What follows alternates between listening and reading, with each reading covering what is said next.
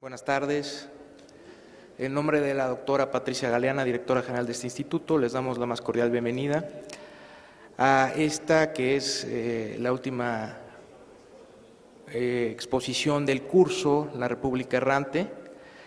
En esta ocasión, pues como es normal aquí en este instituto, cerramos con broche de oro y contamos con la presencia de la distinguida maestra Itzel Magaña Ocaña. La maestra Magaña Ocaña es licenciada en Historia por la Facultad de Filosofía y Letras de la Universidad Nacional Autónoma de México y maestra en Historia por el Colegio de México. Como docente imparte clase en la Facultad de Ciencias Políticas y Sociales de la UNAM, así como en la licenciatura en Sociología del Sistema de Universidad Abierta, también en la licenciatura de Ciencias de la Comunicación y en el Sistema de Universidad Abierta de la Facultad de Filosofía y Letras. Sus líneas de investigación son Historia Política y Social, Historia de México en el siglo XIX, Relación Iglesia-Estado, Relaciones Diplomáticas e Intervenciones Extranjeras, Los Conservadores Mexicanos y la Inmigración Extranjera, Historia de las Mujeres e Historia del Libro en México. Ha colaborado como autora de libros y artículos en revistas especializadas. Entre su vasta producción podemos mencionar México en 1847, Pérdida o Despojo, también La Independencia de México y las otras historias. Hoy la maestra Itzel Magaña Ocaña dictará la conferencia La gestión de Matías Romero durante la República Errante. Distinguida maestra, en nombre de la doctora Patricia Galeana, le damos la más cordial bienvenida. Muchas gracias, maestra.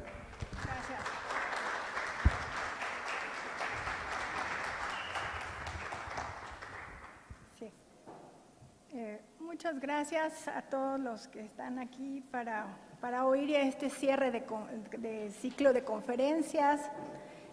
Gracias sobre todo a todos los organizadores, al doctor José Gómez Huerta, al maestro David Guerrero, también al doctor Arturo Aguilar Ochoa y por supuesto a la directora del INER, que es la doctora Patricia Galeana, que tuve el gusto de tenerla como maestra hace ya varios añitos. Y bueno, siempre es un honor estar aquí y con un público tan distinguido como son ustedes. Espero que les interese muchísimo mi ponencia. Bueno, mi ponencia se va a versar sobre la gestión de Matías Romero como encargado de la legación mexicana en Washington durante el gobierno errante de Benito Juárez. Y bueno, voy a empezar un poquito con los antecedentes antes de que fuera nombrado ministro en la legación. ¿Cuál es el inicio de Matías Romero con la relación con el grupo de los liberales encabezado por Benito Juárez, ¿no? Bueno, Matías Romero llegó a la Ciudad de México en 1855, donde estudió Derecho y ejerció su profesión de abogado de diciembre de 1855 a septiembre de 1857. Fue admitido en la barra de abogados de la Ciudad de México y en octubre de 1857 Benito Juárez lo felicitó por haberse recibido. Además del derecho, el joven Matías Romero se interesó por el análisis de la cuestión financiera y por ello llegó a ser varias veces secretario de Hacienda en el gobierno de Benito Juárez y en el de Porfirio Díaz. Gracias a sus amigos, los oaxaqueños, obtuvo un primer empleo sin sueldo en la Secretaría de Relaciones Exteriores, cuando Ignacio Mariscal era el encargado de la Secretaría, que es otro destacado diplomático de la época. Matías Romero había manifestado interés por la diplomacia. Por un lado, quería publicar, un libro que le llamó Tabla Sinóptica, y asimismo estaba obsesionado en ser secretario de la legación en Londres. En 1859, luego de múltiples esfuerzos, obtuvo la aprobación para imprimir su libro antes de partir a los Estados Unidos. Durante 10 años, de 1855 a 1865, Matías Romero escribió un diario el cual es una rica fuente de información tanto de aspectos personales de su vida y de esa difícil década nacional. Entonces, es una joya de libro, son su diario, sus memorias. Con motivo del inicio de la Guerra de Reforma, Matías Romero se unió a los destinos del Grupo Liberal.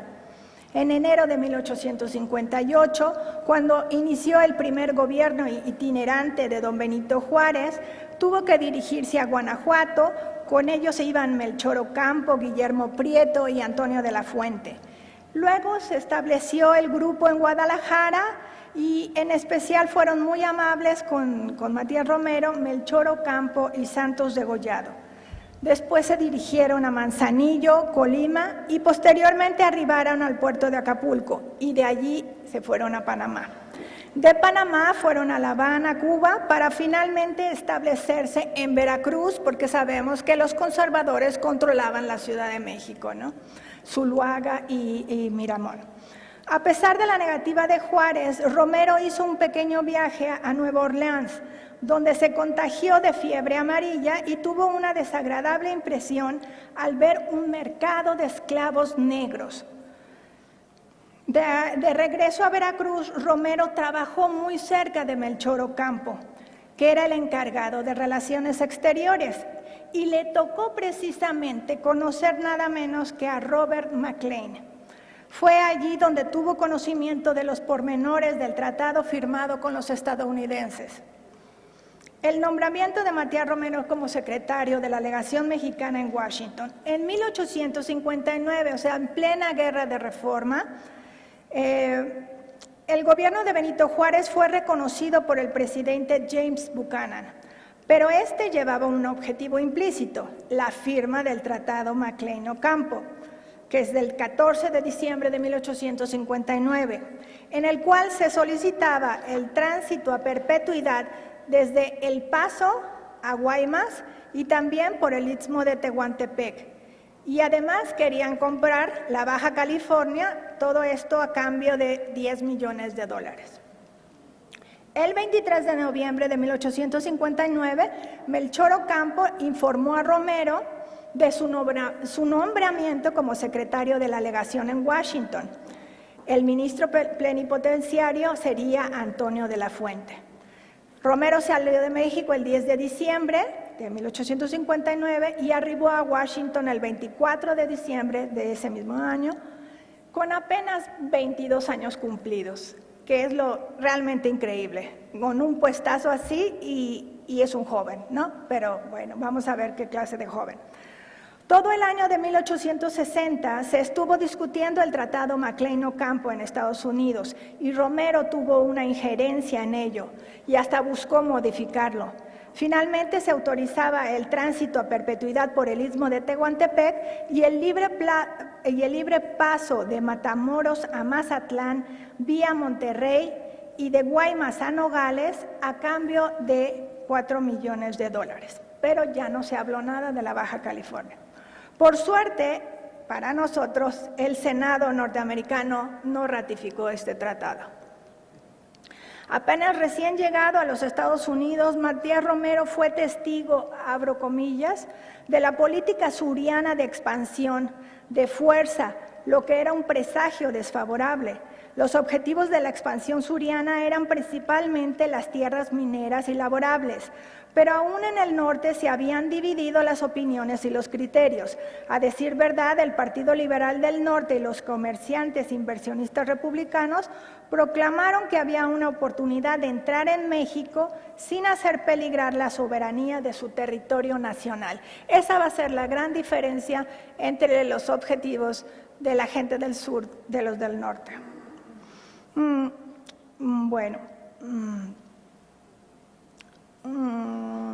Vamos a ver. Matías Romero desempeñó en Washington un arduo e infatigable trabajo encaminado a hacer proselitismo y propaganda a favor de México y del régimen de Benito Juárez, con la firme intención de convencer a la opinión pública estadounidense de que la lucha que se libraba en nuestro país era a favor de los principios liberales.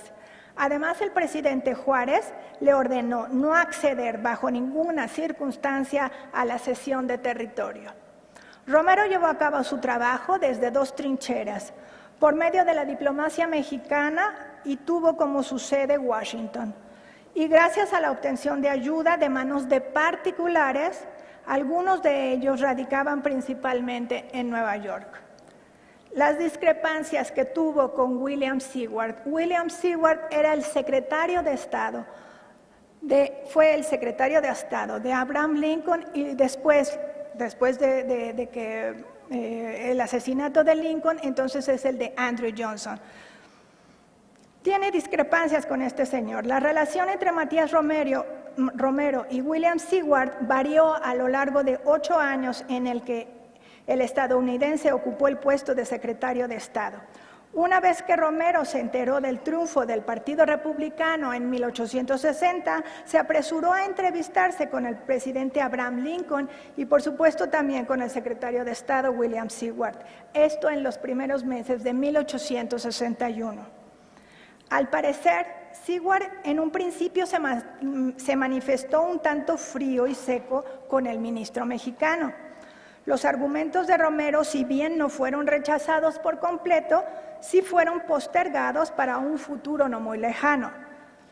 Con el estallido de la Guerra de Secesión en los Estados Unidos, la política que siguieron tanto Lincoln como su secretario de Estado, Seward, fue neutral frente a la intervención europea en México. Y eso es con lo que Matías Romero va a luchar, contra esa opción de neutralidad de parte del gobierno norteamericano. Romero llegó a proponer la negociación de un tratado fronterizo con los Estados Unidos para asegurar que los estados del sur no pretendieran expandirse hacia México, pero Seward siempre se opuso a su realización. En cambio, Seward le solicitó al gobierno de Juárez que se les permitiera el libre tránsito a las tropas de la Unión de Texas a Guaymas para acceder a Texas, Nuevo México y California, propuesta que tampoco llegó a concretarse. En noviembre de 1864, o sea, ya están los emperadores aquí en México, ya está Maximiliano y Carlota. Corrió el rumor de que Seward, abro comillas, pretendía reconocer a Maximiliano como parte de un convenio con los franceses para que estos no ayudaran al sur. Lo anterior inquietó a Romero, lo puso en alerta y hasta se afectó su salud, pero no pasó de ser un rumor. En realidad, William Seward siempre estuvo convencido de que los mexicanos se inclinaban por el gobierno republicano y que apoyaban el liderazgo del presidente Benito Juárez. Esto lo sabía Seward desde 1862.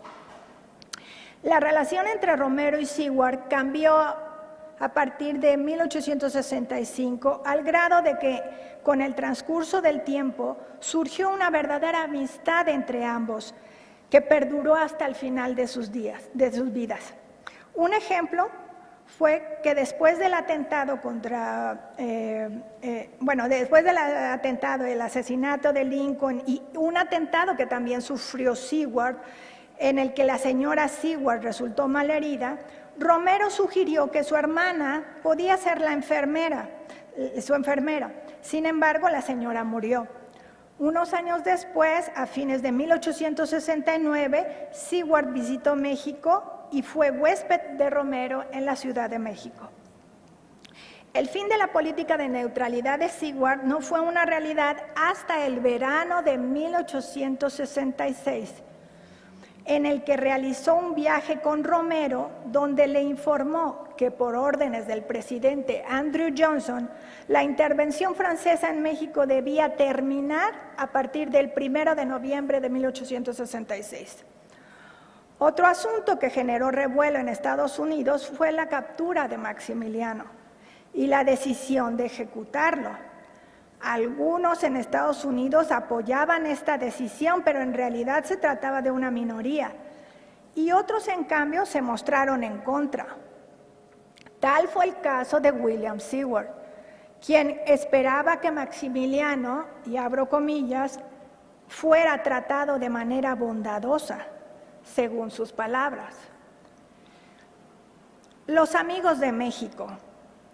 Matías Romero, a la par de sus tratos con algunos miembros del gobierno estadounidense, realizó importantes esfuerzos para conseguir amigos de México.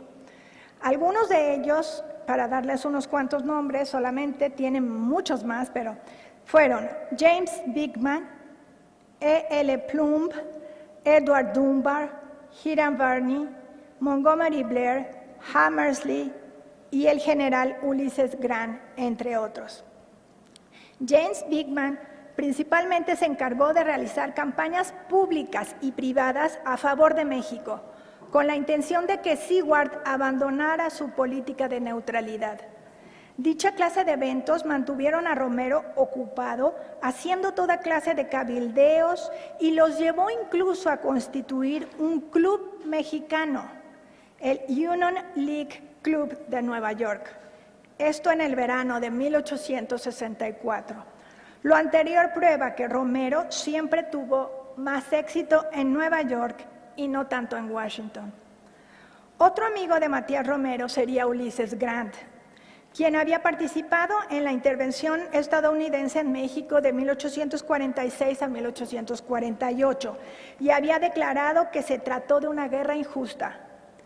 En la Guerra de Secesión fue uno de los más destacados generales de la Unión. Romero pidió su ayuda y este prometió organizar un ejército que se internaría en México para reforzar al gobierno republicano de Juárez. Grant declinó encabezar ese ejército, pero se sugirió que el encargado debía ser el general William Sherman, quien según sus cálculos podía llegar a reunir hasta 100,000 hombres para apoyar a Juárez. Pero después pensaron en otra posibilidad, que sería el general Sheridan, quien prometía reunir 50,000 hombres. Romero se entrevistó primero con Sherman, pero este se encontraba muy cansado después de 5 años de guerra civil, así que solo ansiaba retirarse y no aceptó. El plan fraguado entre Romero y Grant no prosperó debido a la intervención de Seward, quien se opuso a su realización. La actividad de Sherman se redujo entonces a la de una patrulla fronteriza en la zona este del río Bravo. En México, el único que se opuso abiertamente al proyecto de esta posibilidad fue Sebastián Lerdo de Tejada. Unos años más adelante, Ulysses Grant llegaría a ser el presidente de los Estados Unidos, noticia que agradó mucho a Matías Romero, pues los lazos entre los Estados Unidos y México por fin se intensificarían. Incluso, aunque Romero se encontraba en México, ambos estuvieron involucrados en la inversión y construcción de ferrocarriles en nuestro país. La relación entre Romero y Grant, y abro comillas, maduró con los años, volviéndose una verdadera y estrecha amistad, que perduró hasta que el general estrechó la mano de Romero en la despedida final, cuando murió de cáncer de garganta en 1884 en el estado de Nueva York, a donde Romero se había apresurado a ir para ver al amigo, al héroe y al soldado. Y cierro comillas. Matías Romero tuvo que hacerles algunas promesas a los capitalistas estadounidenses para que se interesaran en apoyar e invirtieran en negocios en México. Les dijo que pronto habría libertad religiosa, que el país estaría abierto a la inmigración. Y abro comillas, Romero había creído siempre que el capitalismo de Estados Unidos, por su naturaleza y por su vecindad, parecía ser el indicado para desarrollar los recursos de México y creía, así lo decía, que la esclavitud y el sistema que la aceptaba bajo el Partido Demócrata habían obligado a México a perder su territorio.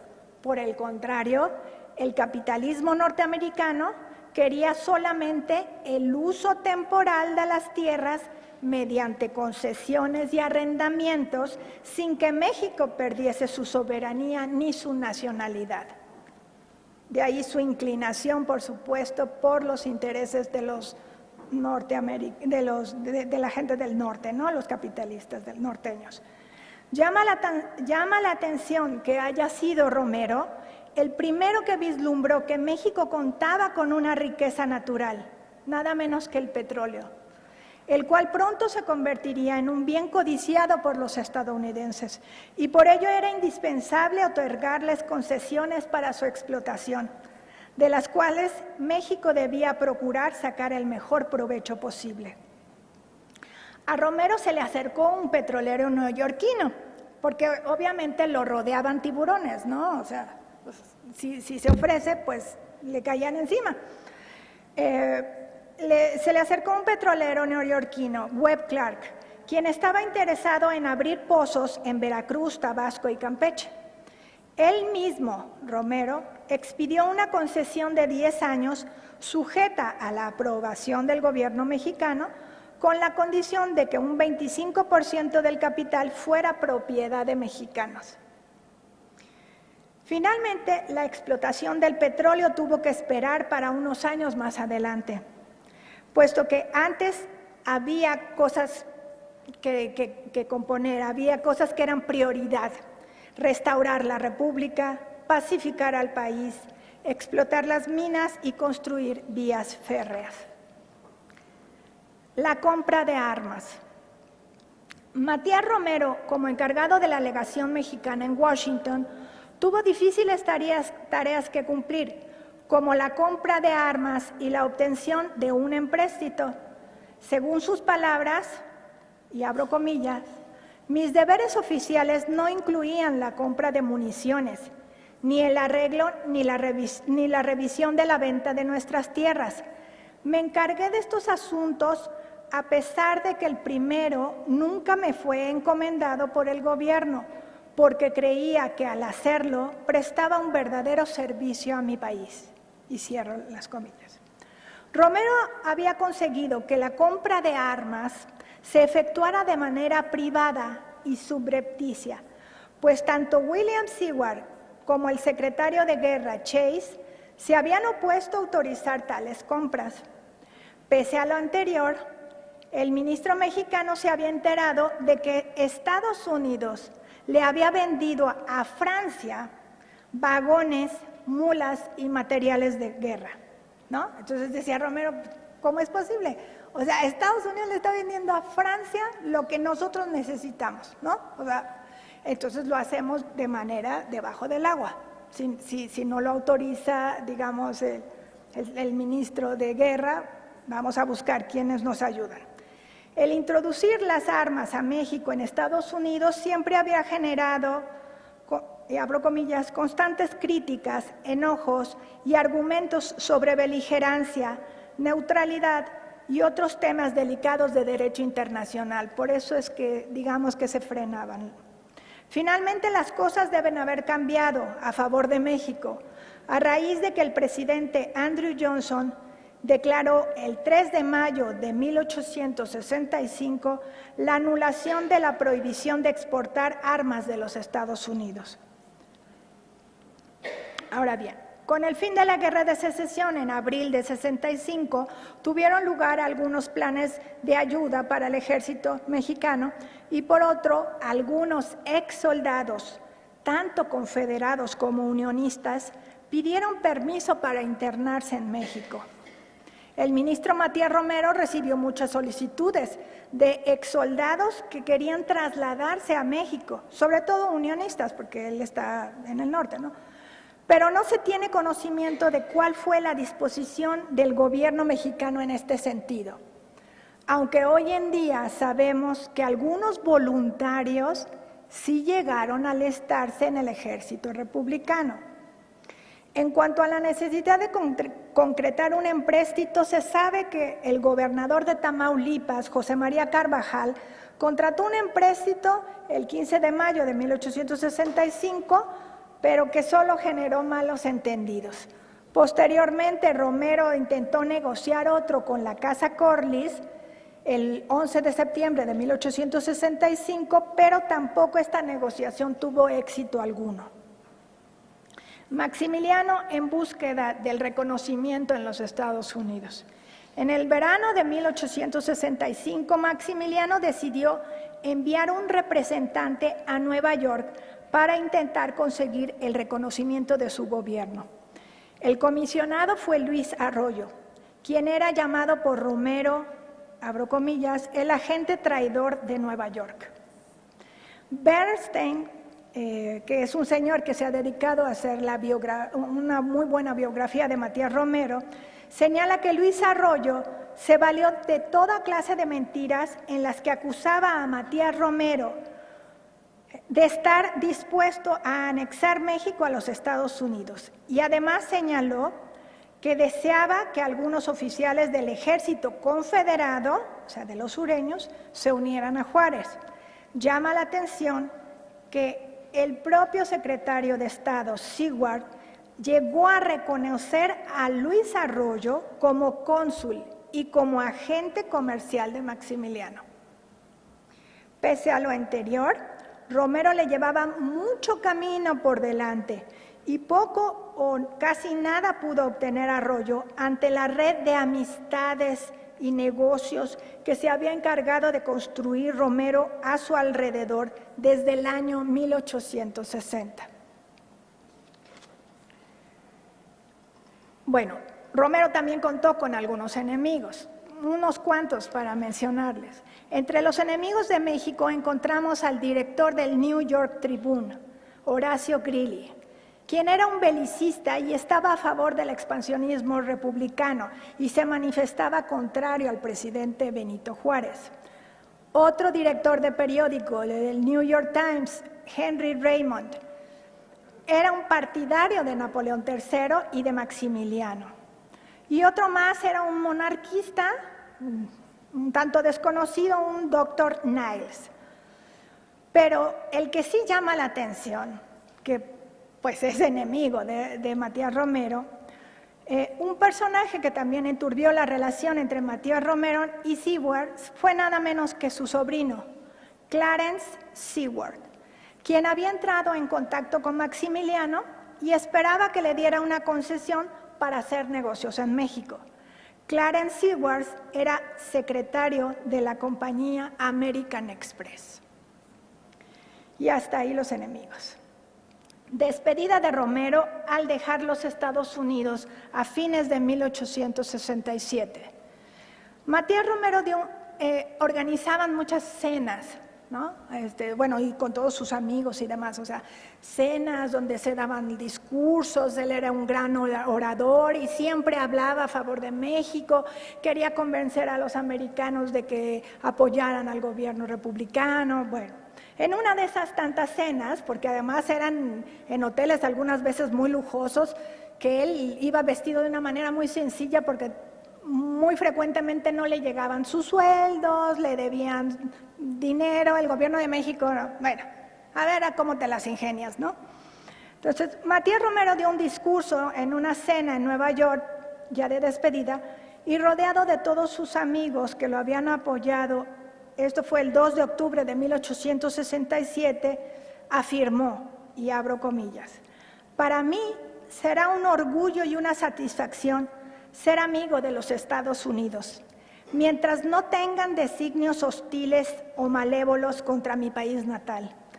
Somos partidarios de la educación pública libre, de la tolerancia religiosa, la separación de la Iglesia y el Estado, la inmigración de pacíficos y laboriosos ciudadanos de los Estados Unidos que nos ayuden a desarrollar nuestros recursos, de invitar al capital excedente de los Estados Unidos a invertir en empresas mexicanas y a considerar a este privilegiado país como nuestro hermano mayor, que nos ofrece un ejemplo digno de ser imitado. Y con eso cierro comillas. En Washington se quedó provisionalmente a cargo de la legación mexicana su hermano Cayetano Romero, quien después sería sustituido por Ignacio Mariscal. Romero y su familia llegaron finalmente de regreso al puerto de Veracruz el 7 de noviembre de 1867, una vez que ya su tarea había sido cumplida más o menos, ¿no? Una vez en México, Romero desempeñaría el cargo de ministro de Hacienda, o sea, no se desliga completamente de Juárez, ahora va a ser ministro de Hacienda. pero no encontró un clima favorable a su llegada. Se le cuestionó sobre el cobro de sus sueldos, sobre la compra de armas, sobre la contratación de empréstitos, a lo cual él siempre respondió, y abro comillas, no debemos a Estados Unidos un solo centavo por préstamo que nos hayan hecho durante la guerra contra Francia, y cierro comillas. A manera ya de conclusiones. Matías Romero, en su primera etapa al frente de la legación mexicana en Washington, era muy joven, tenía un poco más de 20 años. Estuvo de los 22 a los 30 más o menos, 32. Y por lo tanto, era optimista. Realizó un trabajo arduo y cotidiano, lo que no pocas veces lo llevó a poner en riesgo su salud. Tenía constantes complicaciones de salud por tensión nerviosa, por todos estos conflictos que tuvo que afrontar. El ministro mexicano mantuvo la misma férrea convicción que el presidente Juárez, de que el progreso de México solo se lograría con instituciones republicanas y con la puesta en práctica del liberalismo económico. Eso lo tenía muy claro. Romero se percató de que una nueva época también se estaba viviendo en los Estados Unidos, en la que el Partido Republicano era contrario ya a la anexión de territorio a costa de México. La esperanza de Romero parecía centrarse ahora en la inversión de capitales estadounidenses en diversas ramas de la economía mexicana. Y digamos que esto es a lo que se va a dedicar ya en la época del presidente Porfirio Díaz. Curiosamente, Matías Romero decidió apelar a la doctrina Monroe para convencer a los políticos estadounidenses, especialmente a William Seward, de dejar a un lado la neutralidad y tomar medidas efectivas para frenar la intervención francesa en México. Eso es muy curioso porque normalmente tenemos la idea de que la doctrina Monroe son los americanos los que dicen, no, pues aquí la doctrina Monroe es la que impera, ¿no? Pero en este caso a Matías Romero le beneficiaba decir eso porque lo que quería era, si la doctrina Monroe impera, entonces ¿qué hacen los franceses en México metidos? Por favor, ayuden a que se vayan. El ministro mexicano llegó a ser reconocido en Estados Unidos, donde destacó por su habilidad diplomática, su capacidad oratoria, al argumentar ante periodistas, políticos y capitalistas que los destinos de México estarían siempre ligados a los de los Estados Unidos. Gracias, eso es todo.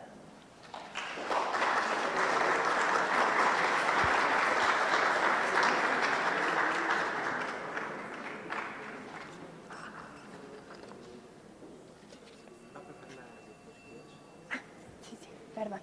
Y bueno, solo unas cuantas imágenes de estos personajes de los que les he hablado, con quién tiene relación Matías Romero, ¿no? Y, bueno, la foto no ayuda porque es un Matías Romero muy joven, ¿no? Se ve totalmente joven y él dice que precisamente por eso se le ocurrió, bueno, él siempre se dejó la barba para verse un poquito más grande de lo que realmente era. Porque pues frente a estos señorones que le llevaban 25, 30 años, estarse codeando con Lincoln, con Seward, con todos estos señores, pues tenía que hacer alguna presencia destacada. Y bueno, va a ser de otra forma, va a ser por su inteligencia y por la diplomacia, ¿no? Ay, perdón, al revés. Los grandes oaxaqueños. Matías Romero va a estar ligado completamente a estos dos personajes, ¿no? Primero, obviamente, a Juárez y Y después con el que no le va casi nada bien es con Sebastián Lerdo de Tejada, porque es un personaje con el que nunca se entendió. Pero cuando ya entra Díaz a la presidencia, vuelve a tener un cargo importante, incluso lo vuelve a mandar a los Estados Unidos como ministro otra vez al frente de la legación. Otros 10 años más, pero en una época en que Matías Romero ya había madurado muchísimo más, era un hombre mayor y las cosas van a ser un poco diferentes, ya hay paz en el país, son otras las prioridades. El caso de Juárez, la prioridad es resolver la cuestión de la guerra, ¿no? O sea, había que sacar a los franceses. Oaxaqueños diplomáticos, entonces teníamos justamente Matías Romero y el otro que es muy destacado, que también nos suena bastante, porque bueno, el Matías Romero todo el mundo conoce el nombre, pero es poco conocida toda su actividad. Es lo mismo en el caso de Ignacio Mariscal. Ambos estuvieron en Washington, luego a Mariscal le tocó irse un tiempo a Londres, cosa que había anhelado Matías Romero durante mucho tiempo, nunca le tocó ser ministro en Londres, Ocampo lo mandó a Washington. Sí, después ya mayor, por ahí de los 1890, finales de 1880, hizo un viaje a Europa y demás, conoció muchos países, pero nunca tuvo el cargo que sí logró Ignacio Mariscal, ¿no? Pero fueron muy cercanos, muy amigos, ¿no? Bueno, el complicado tratado Maclean-Ocampo, ¿no? Le toca, decíamos, a Matías Romero conocer a Maclean-Ocampo en 1859, porque allí está instalado el gobierno juarista en Veracruz, ¿no? Y después le van a tocar todos los pormenores de hacer frente a irlo modificando para que no sea tan drástico en las medidas que querían tomar los. Bueno, buena parte de el Tratado Maclean-Ocampo también, ¿por qué no se ratifica? Es el Senado norteamericano el que rechaza el tratado, porque precisamente ese tratado a los que beneficiaba era a los sureños. Y eso iba a desestabilizar, digamos, a los Estados Unidos, cosa que de todos modos pasó y por eso va a ocurrir la Guerra de Secesión. Pero esto va a ser, digamos que sería un granito más de dificultad. Entonces, por eso el Senado norteamericano dijo no al Tratado Maclean-Ocampo, ¿no? Melchor Ocampo, un gran amigo también de Matías Romero, él le duele mucho su muerte en 1861, ¿no? Que es asesinado por los conservadores. Presidentes estadounidenses durante la Guerra de Secesión, y son estos dos. Abraham Lincoln, que recordemos que Abraham Lincoln ya había sido reelegido para un segundo mandato, y entonces con su asesinato viene el vicepresidente Andrew Johnson a ocupar su lugar, ¿no? Y durante el periodo de estos dos grandes hombres es nada menos que William Seward el que ocupa este cargo de secretario de Estado, ¿no? Romero en alguna ocasión llegó a decir que la política exterior norteamericana la decidía Seward y no Lincoln, y tampoco Johnson. Este señor llegó a tener muchísimo poder, muchísimo poder. Y eran los intereses norteños, pero a la vez coqueteaba si podía con los franceses, si podía con Maximiliano y demás, ¿no? Y un último personaje muy cercano también a Matías Romero, pues ya lo dije, es Ulises Grant, ¿no? Ulises Grant que, bueno, le había tocado venir desde la intervención norteamericana del 46. Entonces, imagínense lo que sabían y conocían ya de México, ¿no? Pero siempre opuesto a la cuestión de anexión territorial, ¿no? Y ya creo que eso, bueno, y obviamente Maximiliano, porque es el periodo, pero que que bueno, aquí precisamente él intenta en un primer momento, a mediados de 1865, ser reconocido y por eso manda al enviado y todo, pero la verdad es que ya estaban muy decididos el gobierno norteamericano por apoyar a Juárez y no a Maximiliano, ¿no? En fin, eso es todo.